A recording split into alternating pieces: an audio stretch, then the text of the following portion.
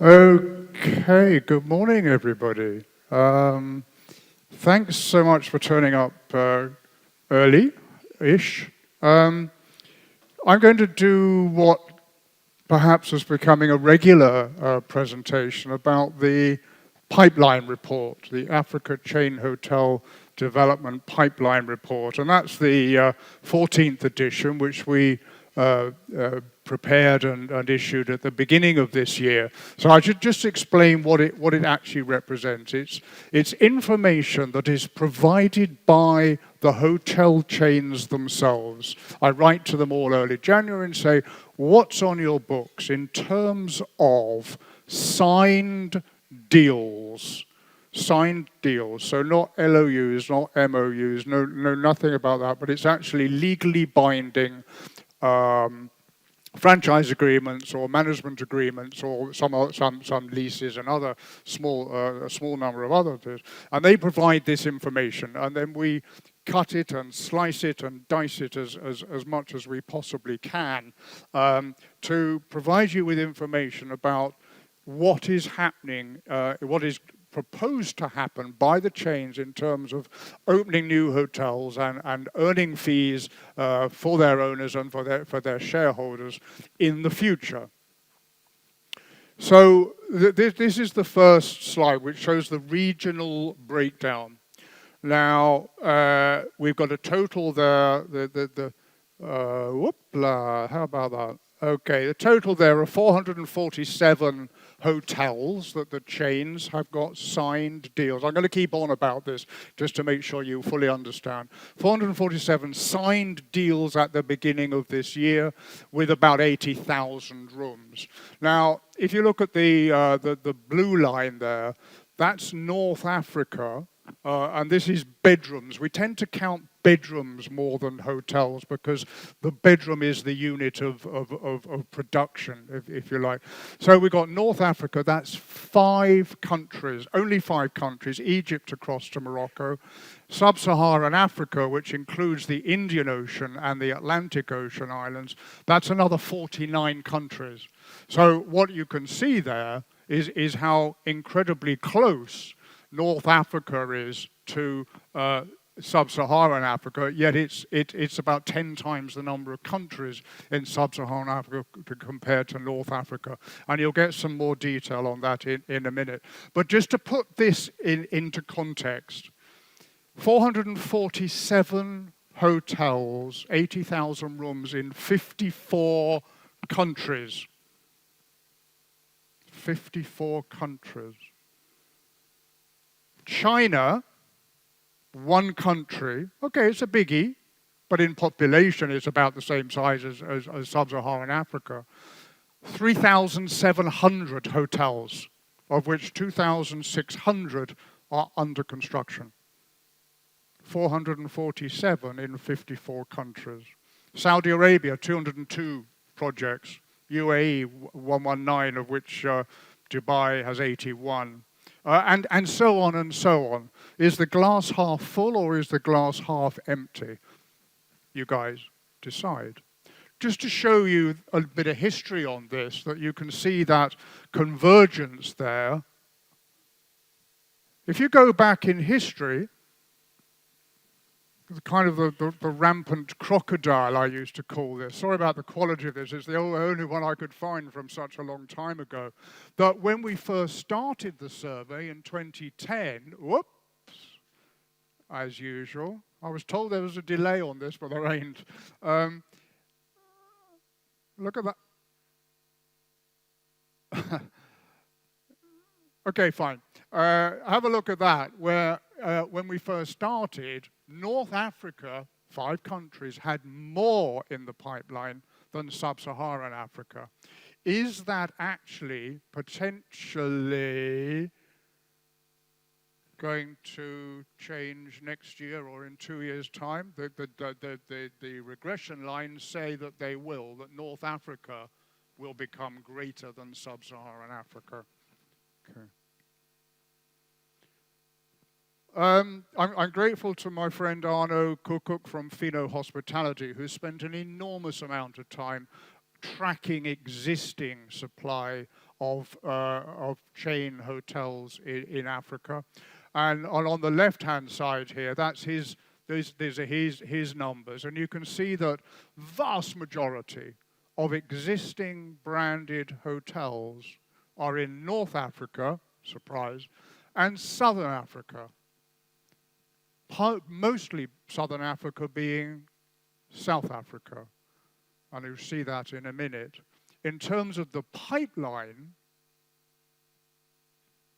North Africa, again, but Southern Africa closes up almost completely, that whilst they have a huge amount of existing, there's not a lot of activity in the Southern Africa pipeline, okay? And that's pretty much SADC, okay? And we include Tanzania in Southern Africa, because it could go into East or Southern. But in terms of pipeline, West Africa and East Africa enlarge in terms of the pie because of the greater opportunity that is there. In terms of timing, no surprise really that a lot is supposed to be happening over the next 3 to 4 years, and then not much each year from 2026 onwards. Note that TBC stands for haven't a clue. And I think we could call 2030 much the same. Some chains, yeah, they're using that as code, as we just don't know when these hotels are going to open. 8,000, nearly 9,000 rooms. We're signed, but we don't know what's going to happen.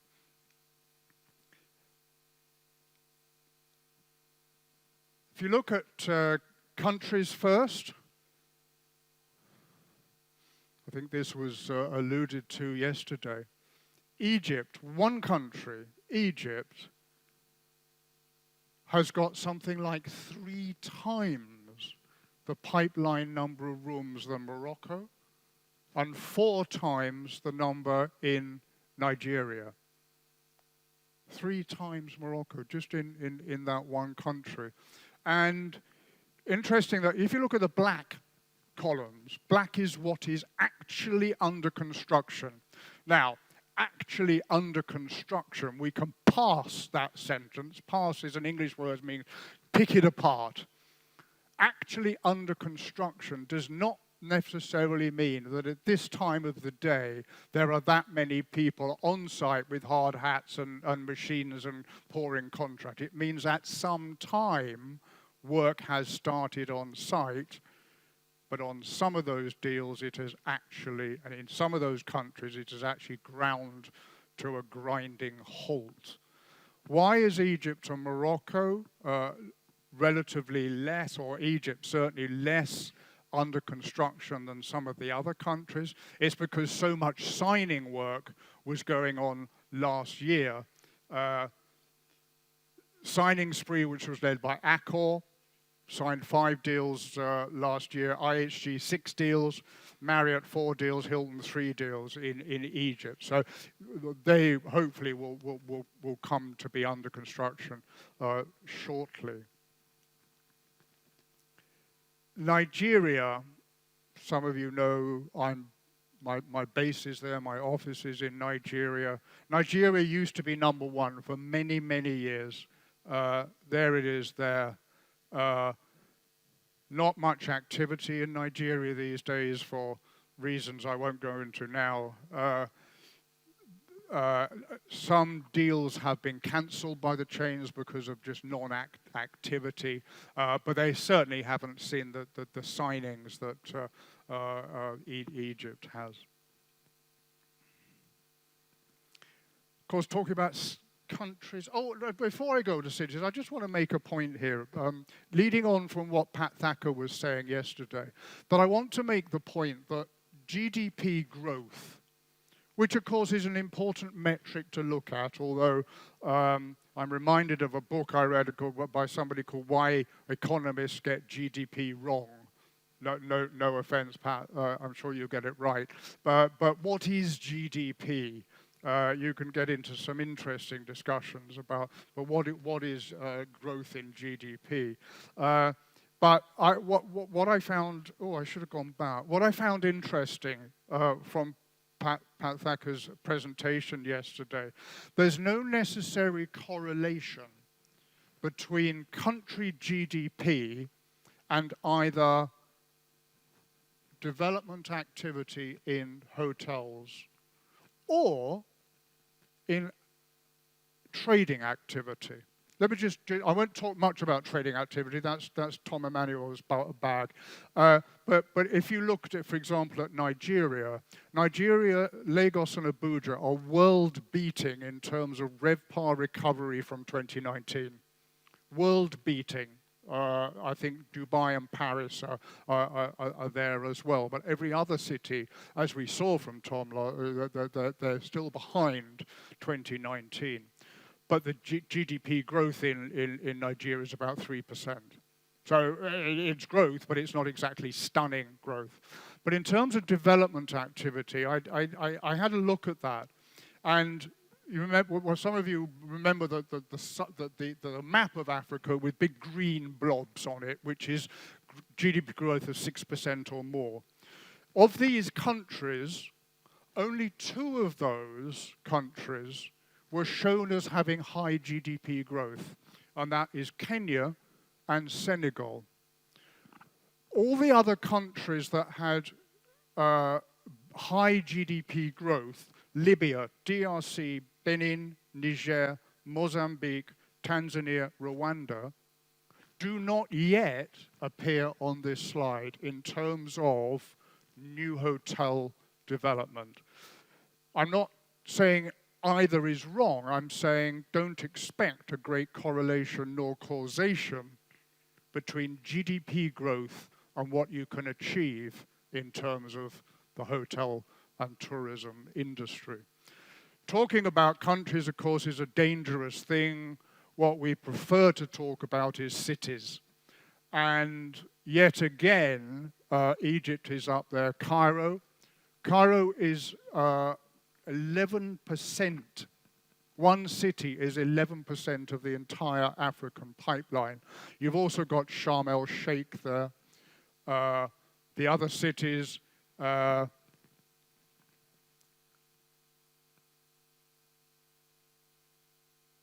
note the massive difference in the, hang on a minute. There's huge, Sharm el-Sheikh, for example, has many more rooms but fewer hotels, the black line. Fewer hotels, big beach boxes. In fact, the largest hotel in the whole pipeline is the proposed Swiss hotel in Sharm el-Sheikh with over 1,300 bedrooms, one hotel. Other Lagos, Nairobi, they're smaller hotels, smaller average size. The average size of a Sharm el-Sheikh hotel is 457 keys, whilst in Accra it's just 141.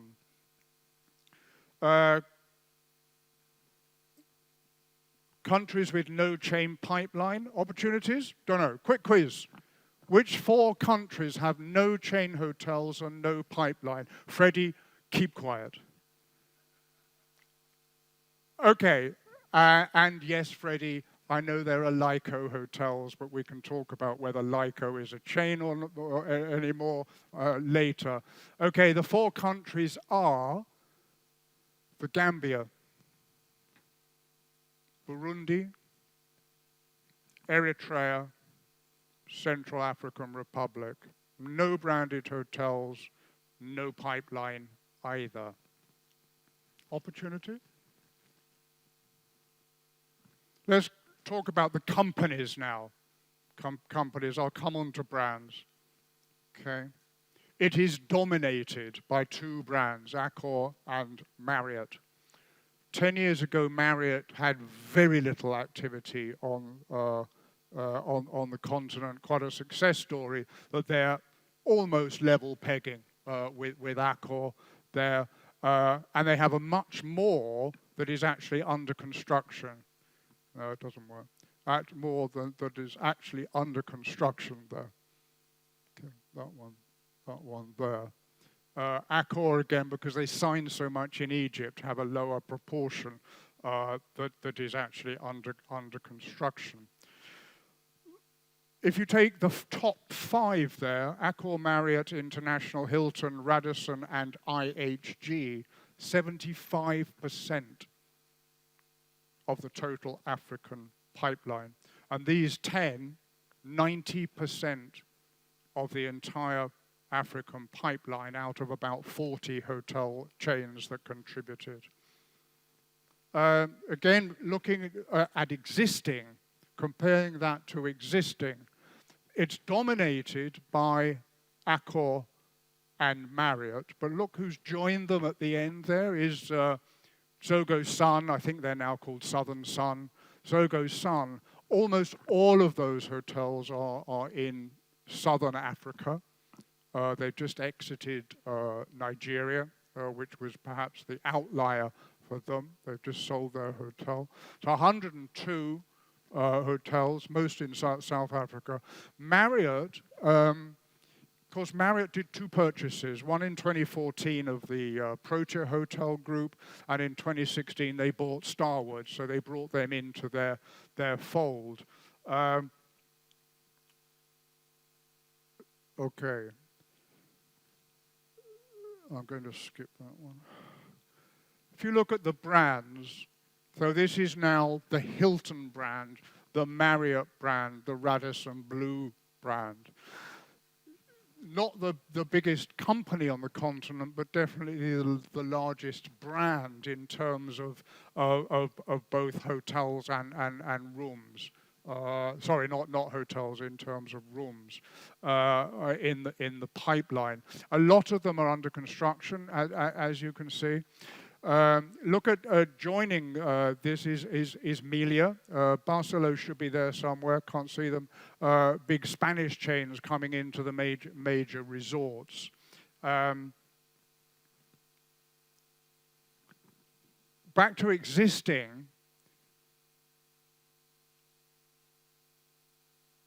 Look at the largest brand in Africa is actually Protea, which is a Marriott brand, not a huge pipeline. Of those Protea hotels, when they bought the chain, this is just fact, I'm not digging. In fact, they bought 116 Protea hotels. There are now 69 Protea hotels, of which 39 are in South Africa. The rest are in 8 countries, including several up in Nigeria. Radisson Blu and Bonn hotels are level pegging on 38, 39 existing. Okay. Now, in terms of what type of hotel is being assigned, it's mostly here, look, isn't it? Upscale and upper upscale. What worries me to some extent in terms of, say, the tourism industry, the domestic tourism industry, is how little there is in economy and mid-scale hotels. I've said for many years, I think that is a sweet spot, particularly for domestic tourism, particularly and regional tourism. But the chains are doing very little in that space, partly because the investors are not interested in going into that space, partly because the chains are saying, well, I don't want just one economy hotel. It's too expensive to service that hotel from head office. I need 10, or at least I need a definite plan to roll out a number of hotels in a region which can be clustered. So that's, but as I say, I think this is where we should be seeing more activity from the chains. The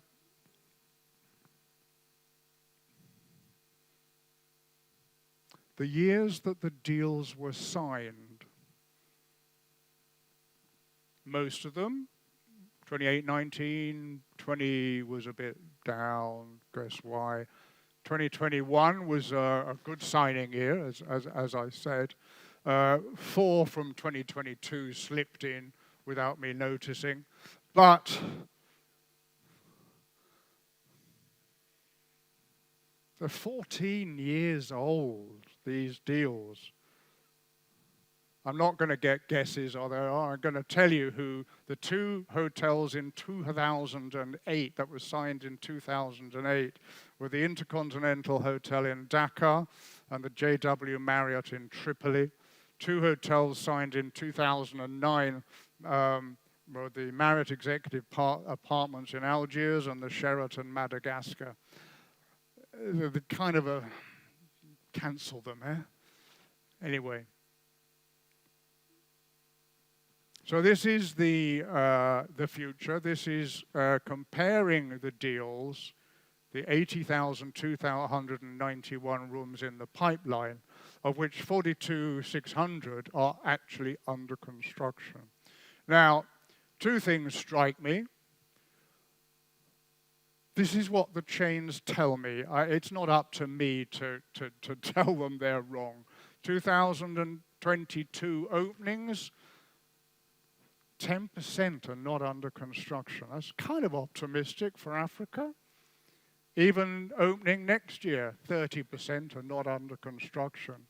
But the flip side of that is that opening 2027 and later, 33.6% of them are under construction. Now, we all know Africa's slow, but my goodness. Yeah? Are they really going to take that long to come to open? Now, this is the slide that distresses me somewhat. The actualization is that the percentage of hotels that opened according to schedule. In other words, in 2017, January, we're going to open 95 hotels. We actually opened 51, 54%. Did fantastic job in 2019. It was wonderful. 75%. Okay? 2020, 21, we all understand. It was only 28%. What I didn't put on this slide is that we've been tracking it this year. And so far this year, the actualization rate, the percentage of hotels that have opened in 2022 that were scheduled to open in 2022 is only 15%. And that's 15% of about 100 hotels, 15 hotels that have opened this year from the chains in 54 countries. Sorry, it is what it is. Okay, we've got 2 months to do a lot of work to even get up to 2021 levels. Reasons: finance, shipping delays, shipping costs, increase in construction costs, etc., etc., etc. It's not because of depressed trading, as we saw from Tom. Just a quick pipeline look at Morocco. I have this for a number of countries, but just looking at Morocco. Here we have in the pipeline 50 hotels, 40 of them are under construction. Accor, Hilton, Marriott, Radisson are the main chains that are doing things. Other chains there are Barcello, BWH, that's Best Western, Four Seasons, minus Six Senses. 13 cities in Morocco have got pipeline hotels. Now that's a striking number because many African countries do not have that number of locations to be able to sign a new chain hotel. It just doesn't exist. Again, one of Pat Thacker's slides showed a map of Africa with major cities. And what struck me was that Nigeria had 6 major cities there, 6 or 7, even more than South Africa. which is another big country with lots of places. But in terms of, let's say, the primary targets for new development, most countries don't have many. Morocco's sorry, Morocco has been able to find 13 different places for the chains to sign deals. Top 3 cities, Rabat, Casablanca, Marrakesh, no surprise there. Interesting though that because the development is so spread, 13 cities, none of those 3 actually appear in the top 10. Okay? Despite the fact that there's quite a lot of activity there, 12, 8 hotels. And finally, I just leave you with 2 quotes from practitioners, hotel deal developers. First of all, from IHG. It wasn't that long ago that IHG didn't seem interested in Africa. But that has changed. And we have here accelerated growth ambition, expanding in existing markets, entering new markets and locations. So that's from IHG. And the second quote there is from a very interesting company, which 5 years ago had nothing in the pipeline. Now they appear all over the continent in terms of pipeline deals. And this is from Hafid Robati. And he's talking about their success in the extended stay market, which is a subject all on its own, and was talked about a lot during the pandemic about how that product was so important in terms of cleanliness, social distancing, and what people wanted. And so, interestingly, Ascot's world-leading brands and expertise in the extended stay model. So I find it very interesting how that chain and other chains with extended stay brands are getting more and more of a foothold in Africa. That's me. Thank you very much indeed for listening.